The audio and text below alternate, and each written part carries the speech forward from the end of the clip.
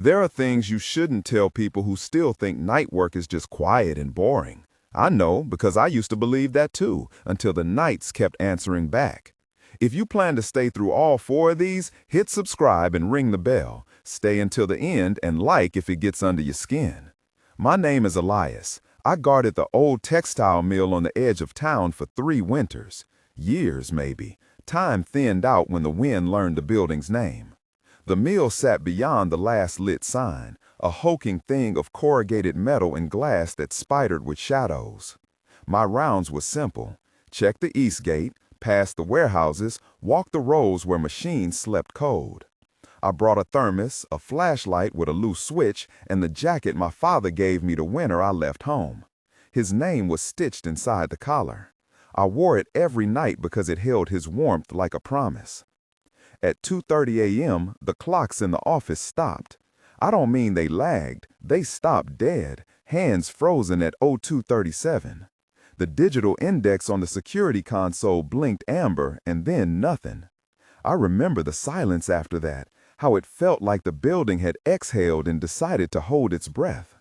I was making coffee at the break room when the radio on my belt spat static, a wet, granular noise that tasted like dust. For a second, the static arranged itself into something close to syllables. Then it died. There were reasons the mill closed down proper. Contracts, safety code, the owner who took the lights and left the machines to rust. But the security company still paid me to watch the skeleton. Nights were quiet and they were mine.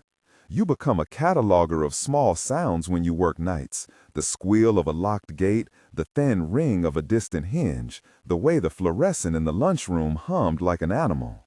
I walked with my flashlight like a clumsy moon, sweeping the beams across belt conveyors and stacks of yellowed manuals. My boots made tidy sounds on concrete, and I learned the hours in the building by my steps. On the 3rd week, I found the jacket. It was draped over a pallet, right where the packaging line ended. At first, I thought someone had left it, a worker, a thief, a homeless person who'd slipped in. The jacket was mine.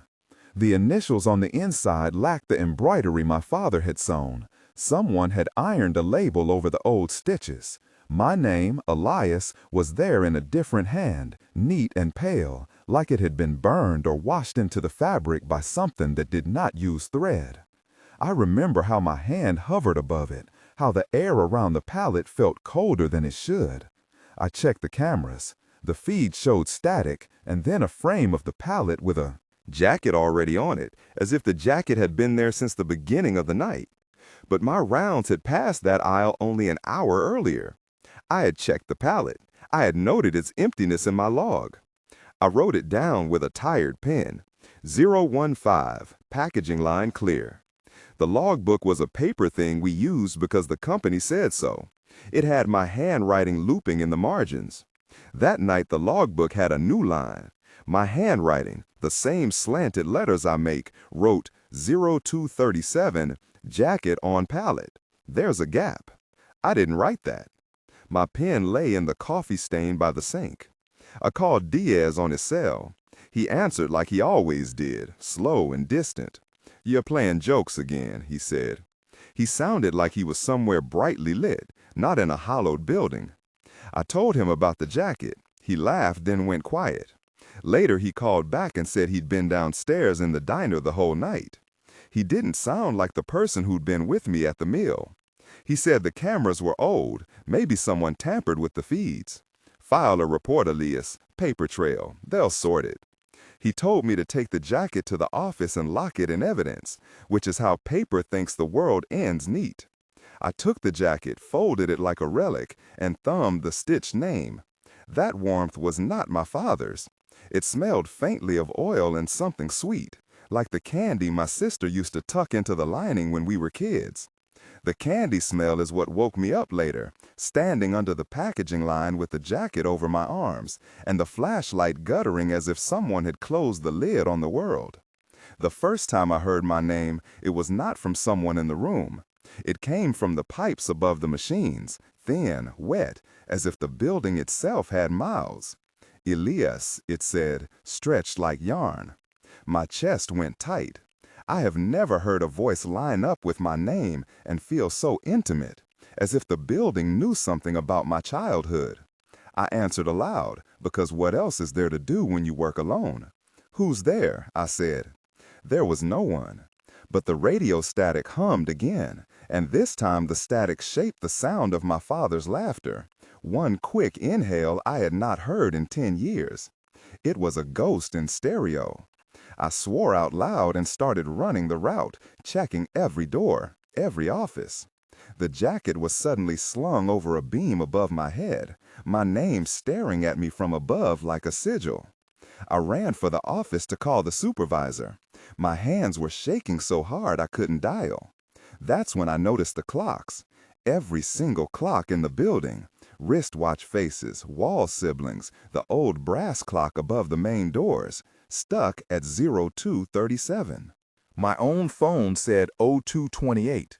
My logbook, that same logbook where I wrote 0115, had another line now with my hand that I didn't write, 0237, found jacket on beam. The pen I left at the sink had a smear of ink across the nib like someone had written quickly and then closed the cap. It wasn't my smear. I don't write like that. I stopped trusting sight. The security console ahead of me glowed with monitor feeds that flickered between perfect black and white footage of the empty floor and a feed that showed me standing under the beam, head tilted, jacket in hand. Except in that feed, my mouth moved differently. The mouth on the screen shaped my name and kept saying it until the pixels tore. I left, not because I was brave enough to walk away, but because my feet obeyed the simplest human instruction: move. I locked the gate behind me and drove until the town's neon washed out the dashboard. My jacket was still in the passenger seat. I put it in the trunk and drove to the river with the hood pulled up until the smell of the mill was only a memory. The next morning I called in sick. I couldn't sleep. I kept thinking about the handwriting in the logbook. Whoever wrote it knew how I tilt my letters. Whoever wrote it knew the place of my signature. I burned the logbook in a metal bin behind my building because paper with other people's words on it felt like treachery. I sent Diaz the picture of the jacket, folded and dull. He texted back, a thumb, no words. Later that week, the mill closed for structural assessment. The owner put up a fence, a neat bureaucratic gesture, lights like a show. The town's rumor mill said they found faulty wiring, rodents, a collapsed beam in Sector 7. The official report read like a grammar of accident. None of it sat right.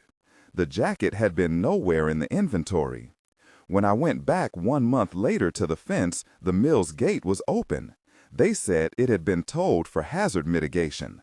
When I walked up to where the packaging line would have been, the pallets were empty, the floor swept as if someone had brushed away years.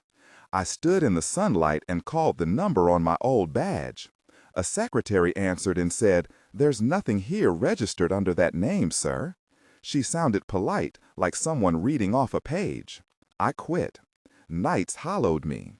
I quit because the voice kept practicing my name like a lover learning the syllables wrong. I moved my father's jacket into a closet and wrapped it in a plastic bag. At home, I wake sometimes at 0237, the time my clocks will never show again, thinking of the way fabric catches light. Sometimes the radio in my car clicks as I drive past the old highway and makes a sound like someone clearing their throat at the edge of sleep. I throw the radio off. I tell myself I am done, and that whatever called itself had only interest in wearing my name like a badge. But when the wind comes off the river, it tends to shape the syllables just right. The static that folded my name into the mill's air hummed for hours after I left. It has a memory. The next voice I heard that same week came from a different kind of night. My name is Enrique. I worked the overnight shift in an office tower. Server room climate control. Empty cubicles that smelled like printer toner. A small team of one, on-call maintenance man and me. The building's heartbeat was the machines, the hum of the AC, the whisper of servers keeping their own slow time. We had monitors on the second floor that ran temperature and security protocols, and a small emergency radio because the building's wiring liked to forget itself. I was 27 and thought I knew what quiet meant. A room with lights but no people. A vending machine that burped occasionally. I thought night work was a place where you could be alone and safe. It started with the monitor messages. I was running diagnostics at 0302 when the logs filled with a phrase that scrolled across the console in clean, unflagged text. Enrique, check server 4. My cursor hovered. I didn't write that. The system kept it in record, time-stamped at 027. I thought it was a misconfiguration. I thought they scheduled tests overnight. I called Lopez, the supervisor. He said there were no scheduled tests. He told me to ignore it if the system said nothing else. Probably a script, he said. Just run the patch and move on. I went to server 4. The door was ajar, even though the access log told me I'd locked it an hour earlier. The code in there was different, metallic and dry, the kind of code that makes the back of your throat feel lined in tin. When I pushed inside, cables hung like small rivers. One monitor showed a stream of the building's camera near the loading dock, but the camera feed was wrong. The dock's clock showed 0237, though my watch said 0307.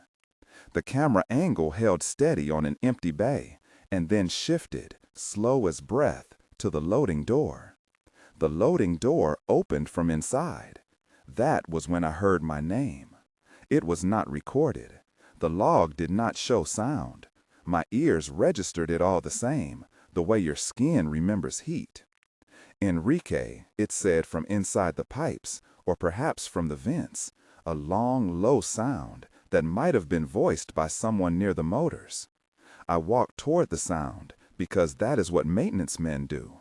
They go where noise tells them to. The door at the dock was open and the ramp was down, but the cameras showed nothing moving. The night was still, and the chain latch of the dock made a sound like teeth across metal. There was a jacket on the loading ramp, spread out and wet at the elbows. It had no name on it, only a smear of something that could have been ash or be the shape of a word smeared by rain. I wanted to pick it up. I felt a tug in my chest like a mechanical fault. The radio on my belt crackled, static. Then my voice, mine exactly, on the radio saying, "Don't pick it up." I was still in the doorway when that came through. My hand pulled back as if someone else inside me had rung a bell. The next minute, Lopez called my line, impatient. "Is everything okay down there?" he asked. I told him the door was open. He told me to lock it and to write an incident report. He did not ask whether I'd heard my name. He did not sound surprised. After I shut the door and rechecked the locks, the monitors pulsed like eyes and then displayed a message I could not scrub out. Remember who sent you, 0237. The font was bland. The content was not. I started seeing things on the building's internal messages.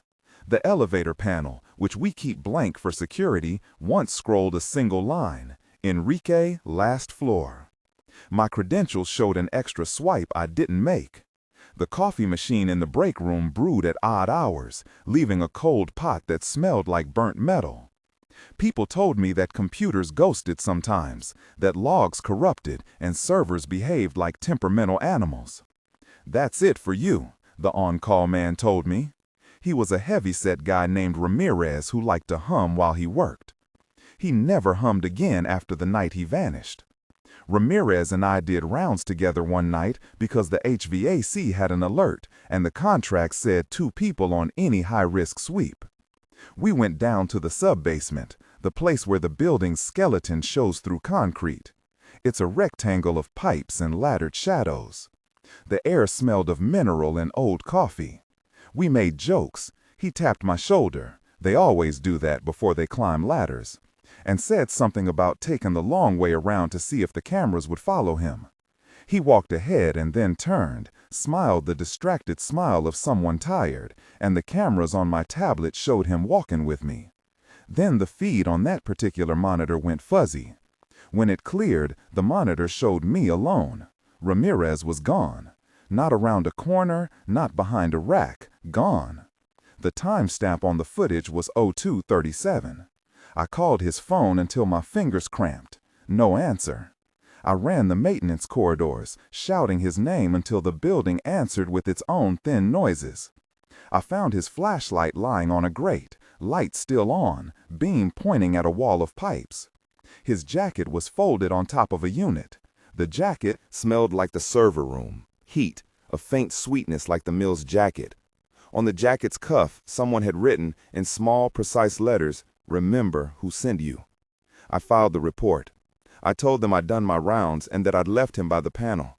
The company called back with phrases like possible procedural breach and search team deployed. The police took a statement.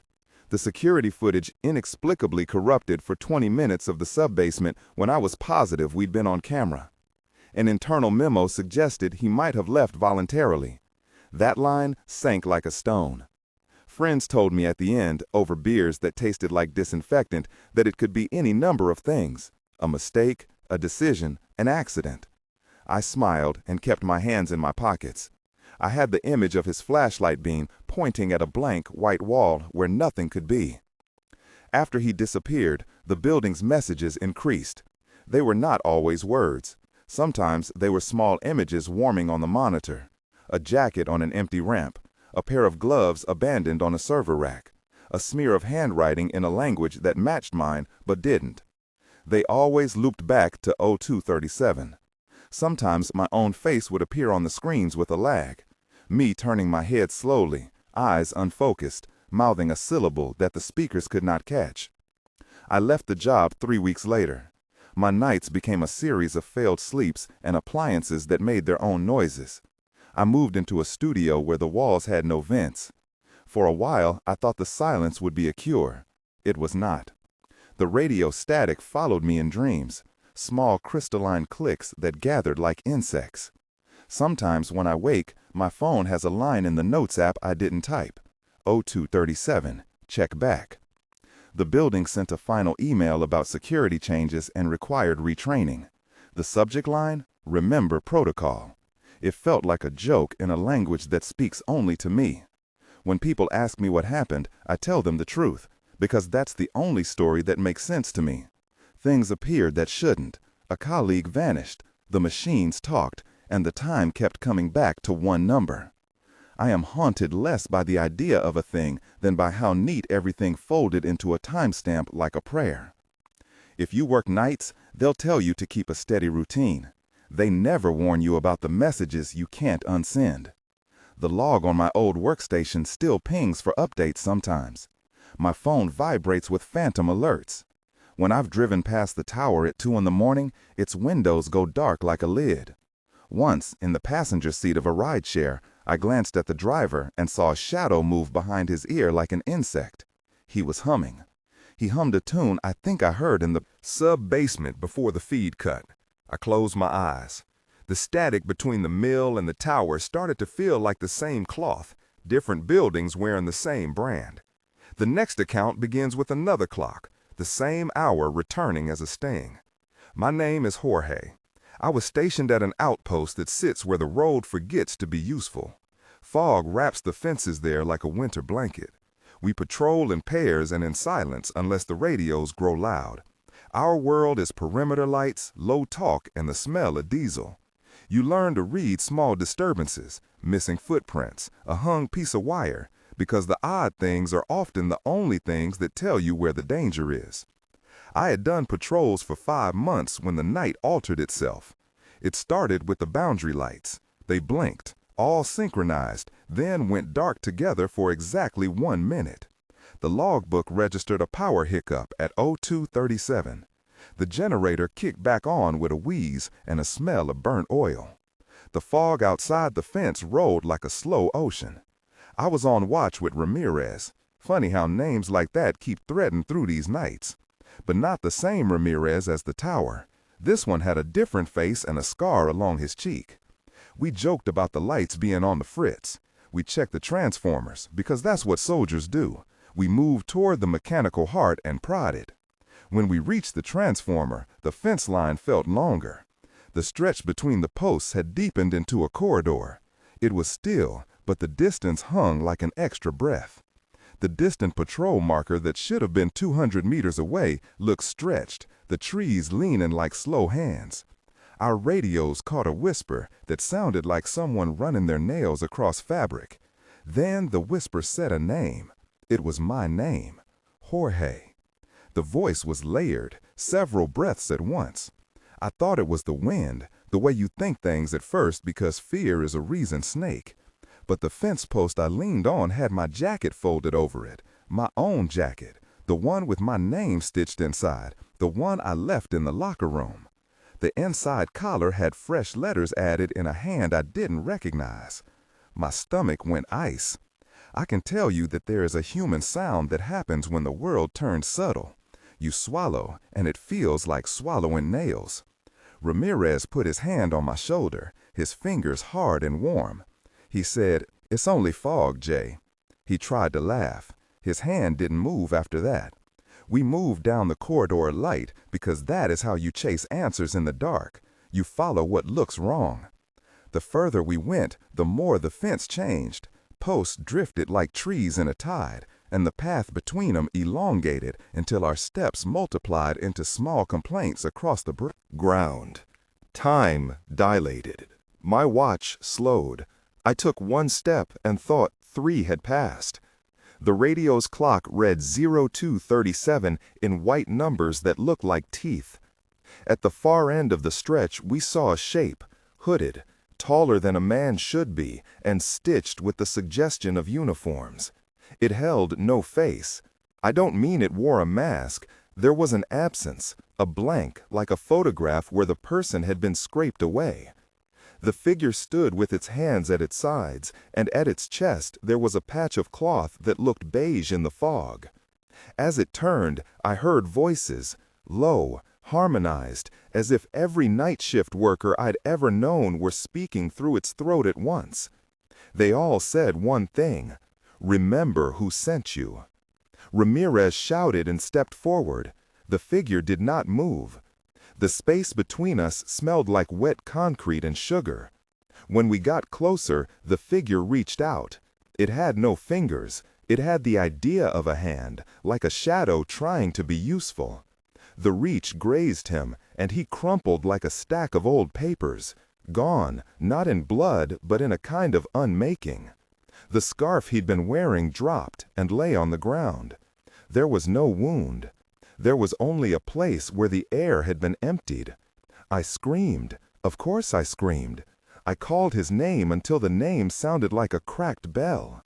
I grabbed for him, and the ground buckled. The fence line contracted and then stretched again, like it was breathing with a shudder. I remember thinking with sharpened clarity that my watch had stopped. All of the devices I had on me read different times. The radio read 0237. The handheld clock on my vest read 0242. My heart thought 300. The figure lifted its head, if it had a head, and my name came out of its mouth on a loop. I ran. I ran because the patrol training said secure the perimeter, protect your squad. And I ran because whatever had taken Ramirez had started teaching the place the pattern of his name. I reached the outpost hut with the generator half choked and threw the key into the ignition until something inside the engine answered. The hatch on the bunker was open. Dust lay in the threshold like a note. The logs later showed that I had radioed in that the perimeter was compromised at 0241. The monitor timestamp read 0237. They found no trace. They put up signs. They rotated the shift schedule so no one person stayed on the graveyard for more than a week. They called in psychologists in uniforms. They told me to write a statement. I wrote down what I can remember. Fence, elongated, figure without face, Ramirez, gone. My handwriting looked smaller on the typed report. They thought maybe he'd wandered off. They thought maybe he'd left. They thought any number of things that are safe to say in daylight. I still have the scarf. It hangs in my locker at home like an accusation. At night it twitches as if caught by some small wind. I quit patrols that year. There are nights when I wake, convinced that the fence is changed, and I run out to the yard to check the posts like some ritual. They are all exactly where they should be in the porch light. My watch reads normal time. But every once in a while, a shadow passes under the street lamp and the light goes thin. And I hear a voice on the wind say, as clear as if someone is standing at my shoulder, "Remember who sent you." There is a pattern that stitches each of us together. The jackets, the clocks frozen at 02:37, the radio static, the same sweet smell that clings to fabric. The last account I have is the one that tied a knot in my chest and left me with a sense of final motion, the sort that tells you a place might not let go.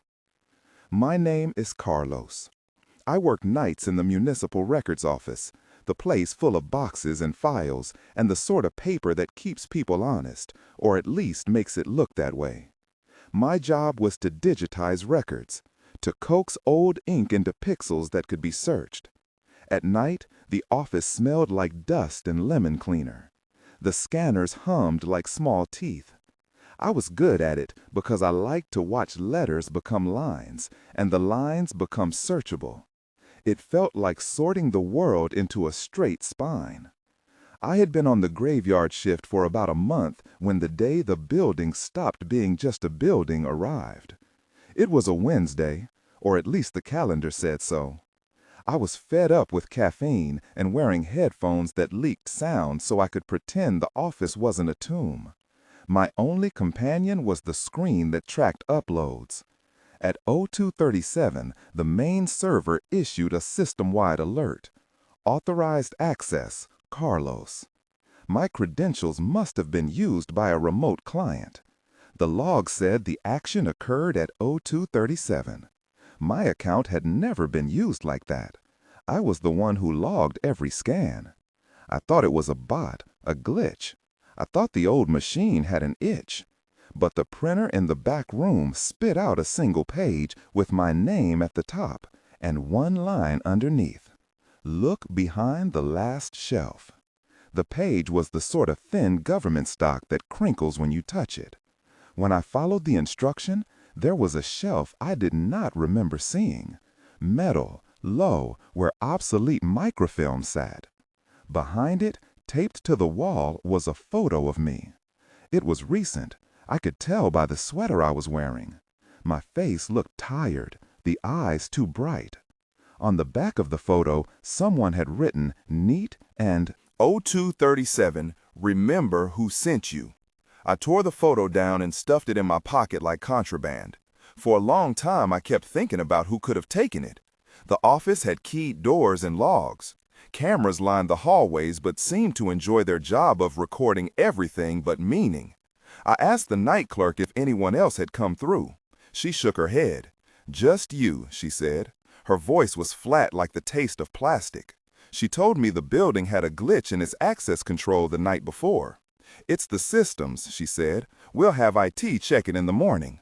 I woke up later on the floor between the microfilm shelves, the photo folded in my fist, and the room smelled like lemon and a hint of sugar, the same one that clung to everything else. I do not remember walking back. There was a smear of ink on my shirt cuff that I did not own. My watch read 03:12. The server logs, unhelpful as always, said I had been active at 02:37. The line of hours between 02:37 and 03:12 had no files, no keystrokes, only a blankness where work should have been. After that night, documents began to alter. Names in scanned files would be added. Annotations appearing in handwriting suspiciously like my own, but angled wrong, as if someone had tried on my signature and found it ill-fitting. Files that once showed stable addresses had notes appended. Empty, check at 02:37. Boxes that we had cataloged as archived had new slips with 2 words, "Not yours." The building's public ledger recorded nothing, or when it did, it committed to the wrong memory. My supervisor, Sargento Lopez, told me to keep logs and to be sure to lock the system. You know how software is, he said, and did not look at my face when he said it. I began hearing footsteps in empty aisles between the stacks. The headphones stopped blocking them. Sometimes they sounded like boots, other times like the shuffle of someone walking in slow circles. The speakers in the ceiling whispered names that were not mine at first. Then they practiced. The scent would come before anything else, a sweetness undercut by rust. It would make me nauseous in a way that felt like homesickness. Once I found a child's drawing tucked into a file, crayon lines of a small house, the kind of drawing that belongs on a fridge. The drawing had a date, 0237. The artist's name was unreadable, scribbled in a frantic way. On the back, in a careful hand, one sentence: "Don't let the clock eat your name." I started losing time. Sheets I had clearly scanned before were now unaccounted for. Desk drawers contained things I did not remember placing. My own handwriting appeared in places I never write, on the margin of birth certificates, in the middle of sealed envelopes. Once I woke up in the hallway with a stack of photocopies in my arms and a smear of photocopier toner on my cheek. There was a footprint on the floor in powder where I must have fallen. The print was not my size. One night I heard a whisper behind me that said, "Carlos." It stretched the syllables like someone tasting an old name. When I turned, the aisle looked longer. The fluorescent lights had gone dull, and the shadows pooled like misfiled documents. At the far end stood a figure draped in a long coat. It had no face, in the sense that faces are faces. There was only a smoothness like a forgotten photograph. It tilted its head toward me, and where a throat would have been, there was a small rectangle sewn into the coat, a patch of paper with my name written on it. I ran. I did not run toward the exit, because running toward exits is too tidy. I ran into the loading bay and smashed the overhead lights until the room went ragged and the world simplified into motion. When the dawn came, the security team reviewed cameras and found footage of me collapsing near the printing press. The timestamp stopped at 0237 and resumed at 5:01, with a gap of 2 hours and 24 minutes. The official line was, "Medical episode due to fatigue." I have never had medical episodes before. I quit my job the next month. I watch the office from my apartment sometimes, across the street. Its windows reflect the river and a thin strip of sky. The building is still full of paper, but its silhouette has a new tilt now, as if it is listening. People say the logs were corrupted and the IT team patched the system. They say the problem was solved. But when I walk by at night, the clocks in shop windows all read 0237 at some point, like a gossip passed among storefronts. I keep the photo in a drawer. The handwriting on the back has shifted in my memory. It was neat at first. Now it looks like someone else pressed too hard.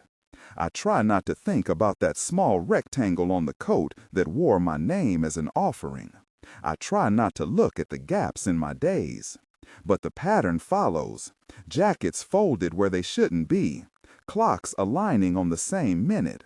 Static in radios that shape syllables. And a whisper that seems to be teaching the night how to say our names. I shouldn't have survived all of these nights intact. I shouldn't have the luxury of telling you any of it. But here we are, and the only thing that holds is the memory of the light that changed and the way the world kept returning to a single thin needle of time. If any of this resonates, if the hairs on your arms prick when a clock stalls or a radio spits static, subscribe and like. If you're brave, send your own night shift. Story.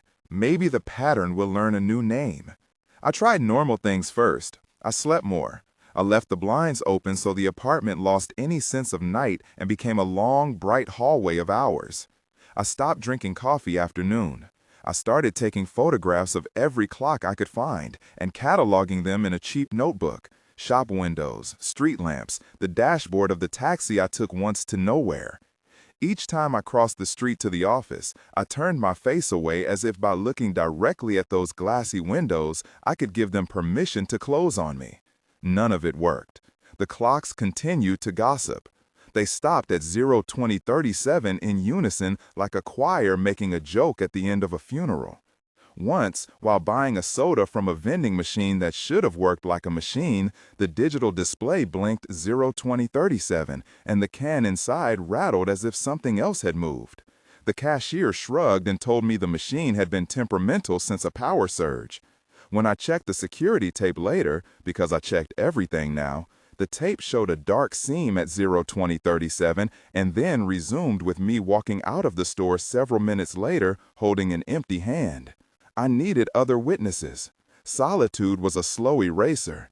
It gave my thoughts room to be stolen.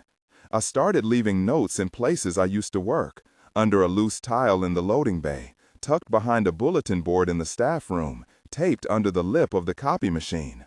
The notes were small things. Did you see it? Name eaten? And nothing dramatic. Once a week, I left one and watched from across the street to see if anyone took it. Sometimes a cleaning crew would sweep it away. Once, a courier picked it up and folded it into his palm without reading. Once, weeks later, the note was replaced by a different one in the same spot, written in a careful hand. Don't let the clock eat your name. It had the same slanted capital letters as the handwriting on the child's drawing. The first person who answered me was a woman named Lucia. She had a coffee stain under her eye and a way of squinting that made you think she kept looking for something in a distance that never changed. I found her through a forum thread. Always a forum, I thought with a self-mocking pity. And when she emailed me back, the message box almost smelled like the copier room. We traded short, ritualized exchanges at first, times, places, descriptions of sound. She had worked in municipal records for 10 years. She had noticed months ago that a cluster of birth certificates had become ghosted, ink that looked burned out, as if someone had licked the words away. We blame everything on scanners, she wrote once, but we both know what scanners do. They copy. They don't eat. We agreed to meet at a diner across from the old train station at noon because noon felt solid and didn't threaten to bend. She arrived with a paper bag and a wrist full of bruises like proof she had once been human in a place that tried to hurt her. She said she had tried to keep a list of people who had lost time. We drank coffee beneath a clock that always had the wrong hands and swapped stories like contraband. There are others, she said. My list has names that coincide every time. Infants, people who work nights, a watchmaker in the South District. They vanish from our logs. Not all at once, little cuts. A child's vaccination record missing a date. A deed with a margin where the owner's name used to be. And the timestamps, 0237. Not every case, enough. Do you know what happens to the names? I asked. Saying it aloud made my mouth feel like a dry file. No, she said, and looked down so long I thought she might confess to something terrible. But I think something is collecting them. Not deleting, collecting. She brought me an envelope that trembled in her hands. Inside were Xeroxes of documents. One was a wedding license where the groom's name had been replaced by a neat rectangle of paper, glued in, as if someone had tried to protect the blank. Another was a child's immunization card with a 0237 scrawled in red ink across the margin. Most chillingly, there was a list from the municipal archives. Rows of names with neat check marks, then a column of blank spaces where those check marks should have been. In the margins, someone had written, with the same hand as the child's drawing and the note under the tile, "Don't let the clock eat your name." You wrote this, I said, because there was an ache-hike accusation in me that wanted a face to blame. She smiled, a tired sliver. So did 100 other people. The handwriting travels like a rumor. It moves through paper, through people's brains, until it lands in a place where someone will do something about it, or a place where someone will pretend it didn't matter. At night, after she went home, I could not sleep. The apartment became a film strip of hours.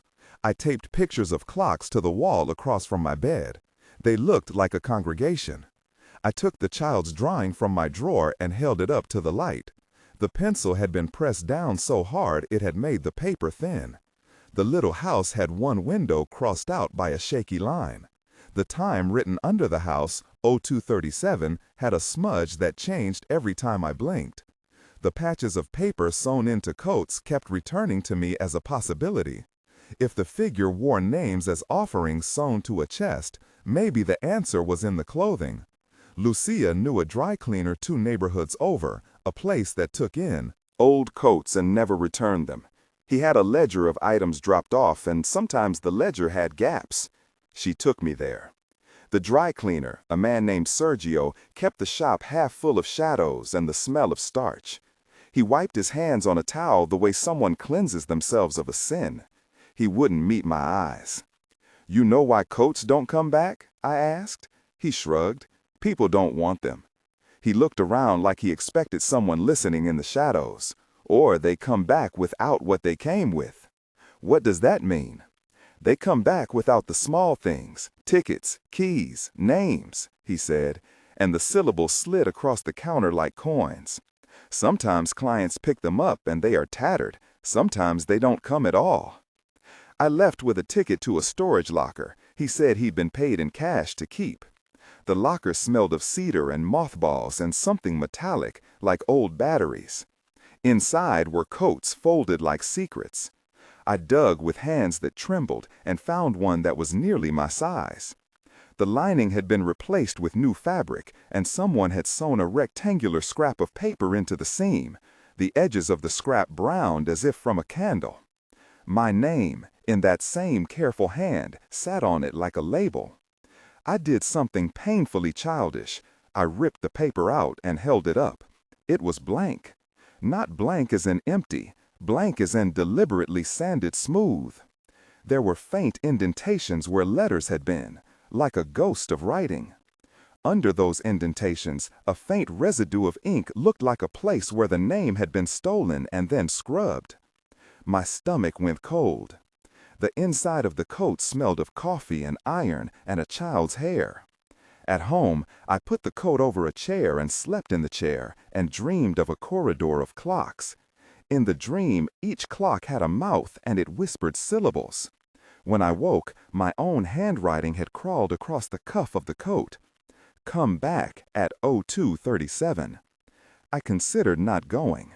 I sat for hours like something waiting for a verdict, circling the decision like an animal that knows it cannot escape its own track.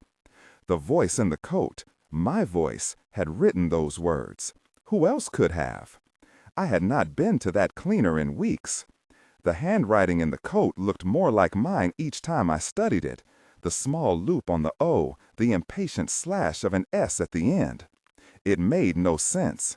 The more it made no sense, the more certain I felt that the only way to keep the rest of my life was to follow the nonsense. Lucia lent me a recorder. "If you're going back in, bring something that can catch the sound," she said. "Even if the tape is blank, the act. The recording will change what the thing does, or what it thinks it does." I laughed then, and it was a small, brittle sound. "That's not science."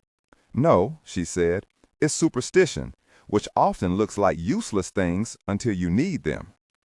I went back to the building at night with a jacket that smelled like a stranger and a recorder in my pocket. I walked around the block 3 times and listened to the city breathe. The clocks in the shop windows all read 0237 for 60 seconds. A bus idled at the stop, and the driver looked at me like someone whose route has been interrupted by a question.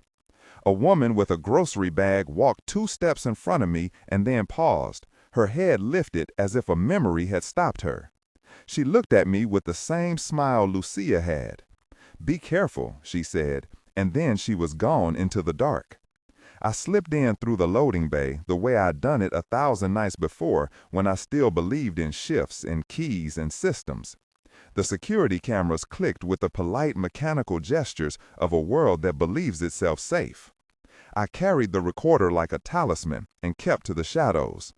The stacks were taller and thinner than I remembered, the aisles sharp as the trenches of a war nobody declared. The fluorescent lights buzzed with tired voices. The smell hit me first, sweet and metallic, and then a whisper like paper sliding on varnish. The clock above the staff door read 0236. I waited, breath held, counting the seconds as if counting something could hold it back.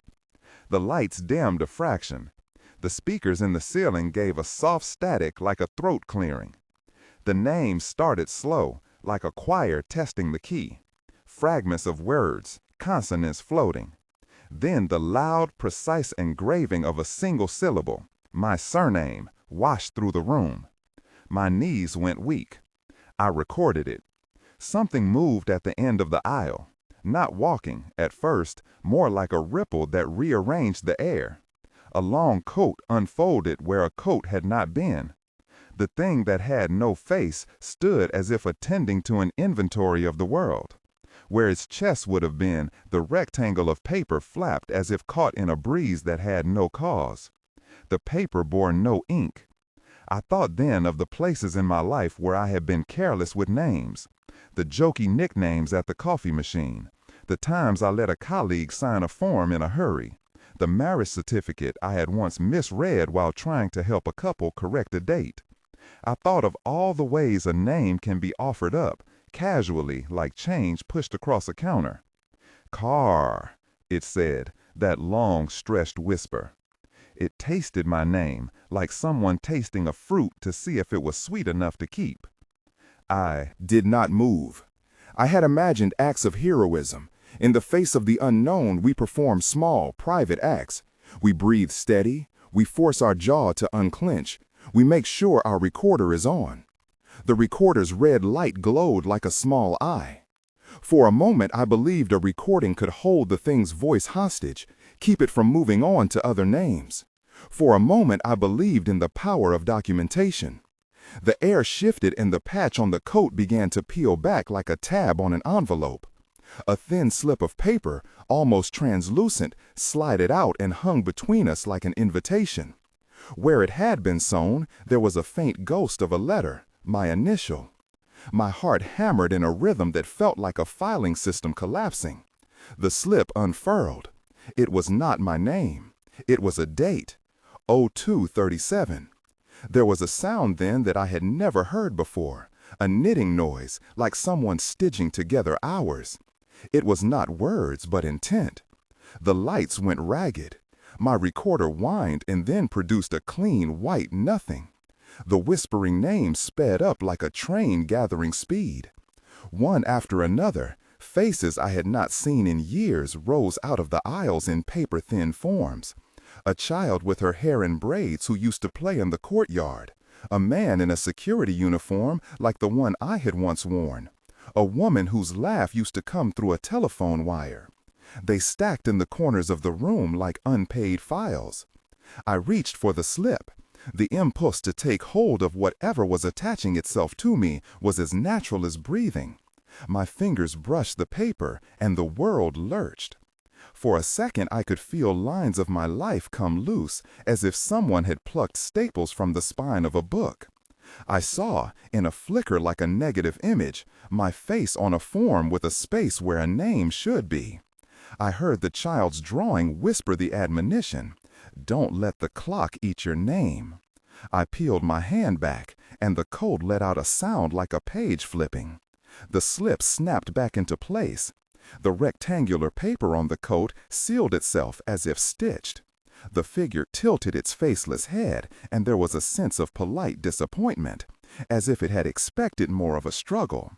"You cannot hold me," it said then, "not in my ears, but in the place where my name lived. Not until you bring what is owed." I staggered toward the aisle, and the forms gathered up like a wind.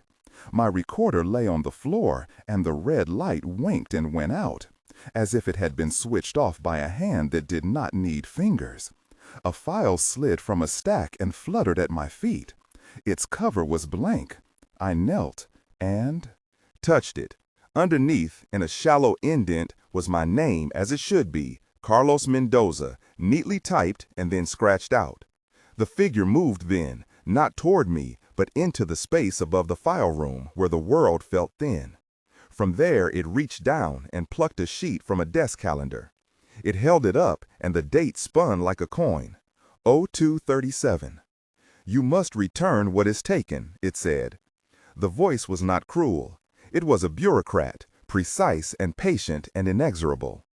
Or you will begin to vanish in parts. The ledger wants balance. What do you mean, return? I managed. My mouth tasted like toner. Names, it said simply. They travel. They stop in warm places. You keep theirs, they keep yours. We rebalance. There was a rustle like pages turning, and for a breath I understood. Somewhere, in some office like mine, a child had begun to forget her mother's name. Somewhere else, a deed had lost the name of its owner. The universe kept a ledger, and it used the clocks as rulers.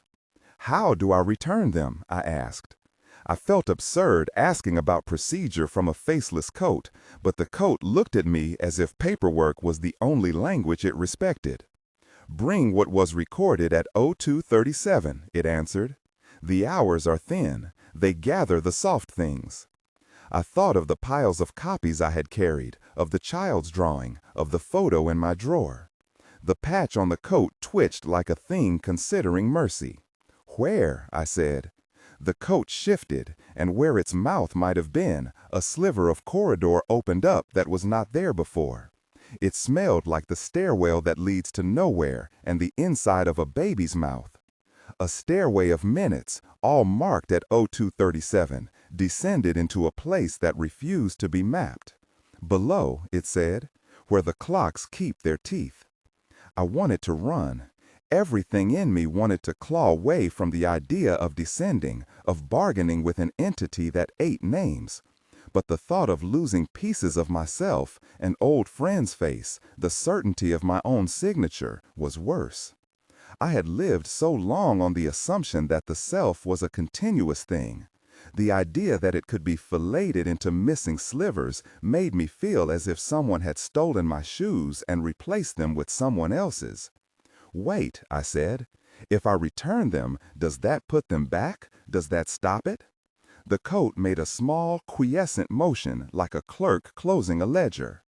It restores balance for a time, it said, but balance requires tending. The stairway hummed with a frequency that scraped the inside of my head. I knelt and picked up the recorder and pressed it to my chest as if I could smuggle evidence with my heartbeat. Then I slid my hand into the coat sleeve, an absurd sacramental gesture, and the fabric was. Then show me, I said. The figure inclined its head. It did not take my hand, but placed the edge of the paper rectangle against my palm. The handwriting left a faint, indelible impression, as if a stamp had been pressed into meat. The letters read, "Return what was taken." The stairway swallowed me like a sound turns into silence. The world narrowed to the thinness of a minute. I felt, as the steps carried me downward, that at each descent something private might slip from my pockets. An intimate memory, a name I'd meant to remember for later. I tightened my grip like a gambler clutching chips. At the bottom, the air smelled like the inside of an old clock. There were files stacked in impossible towers, and clocks with mouths that had not yet learned to speak. The room pulsed with the tiny beats of stolen names. They hung like ornaments on invisible threads, each labeled with the time. Some had minuscule handwriting, like the names of infants. Some had bureaucratic stamps, the blunt signatures of deeds and wills. The ledger lay open on a pedestal in the center, a long book whose pages were filled with columns of names and blanks. I had the sudden, nauseous sense that if I touched the book, I would be asked to sign for the cost of what had been taken. How do I return them? I asked again, and the question sounded foolish in the hall of stolen things. There are methods, the coat said. Names like warmth. They like to be read aloud. They like to be demanded. Demanded? I asked. Yes. Call them back. Speak their names into the hours. Offer your own as collateral. For every name returned, a piece of you will be recorded. You will be older in the ledger. The bargain was as precise as any contract. A claim and a counterclaim. A name for a name. The coat's paper patch was blank now, but I could still feel the imprint of my own name on it, as if it had been borrowed and then recessed. I thought of my mother and the sound of the way she said my name when she was proud. I thought of every form where I had signed Carlos Mendoza, as if that string of syllables were a lifeline. I thought of the child's drawing and the frightened, trembling money of that scratch. Don't let the clock eat your name. Show me how, I said, and the words tasted like something final. The coat unrolled a sheet of paper that had been cut from a payroll schedule. It was a thin rectangle with a single column of names. At the top, someone had written, in the same careful hand, Procedure. Read the names, the coat instructed. Tell them who you are. Claim them from the ledger. But be precise. Names are bottles. Shake them too hard and the glass breaks. I picked up the paper with hands that shook so violently I had to press it to my chest to steady it. The first name on the list was familiar and nearly forgotten. Mario Ramos, 1974. The second was a child's name, one I had seen on a hospital band long ago. The third was my own. No, I said, because there is a sanctity to the order of things. You can't. The coat's voice was not unkind. You can or you cannot, it said. But the ledger cares not at all for complaint. It cares for balance. I looked at Lucia's face in my mind, the bruise near her eye that looked like an unpaid debt. I thought of the child whose window had been crossed out. I thought of all the tiny, bureaucratic violences that never felt like violence at the time. All right, I said finally. Show me the first.